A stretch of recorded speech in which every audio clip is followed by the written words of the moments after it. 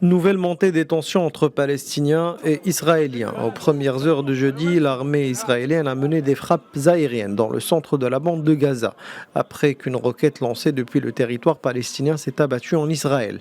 Aucune victime pour le moment n'a été signalée selon les témoins sur place. Mercredi soir, une roquette, la seconde cette semaine, a été tirée depuis la bande de Gaza pour s'abattre dans un champ de la localité israélienne de Sderot au sud, sans faire de blessés. Dans la foulée, 7 Palestiniens habitants de Jérusalem-Est accusés d'avoir participé mercredi à des incidents violents sur l'esplanade ont été arrêtés selon la police israélienne.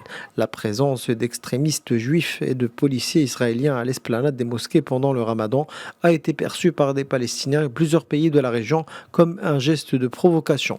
En parallèle, la police israélienne a empêché mercredi soir des centaines de manifestants nationalistes juifs de s'approcher du quartier musulman de la vieille ville de Jérusalem afin d'éviter des accrochages pouvant mener à une escalade entre Israël et la résistance palestinienne.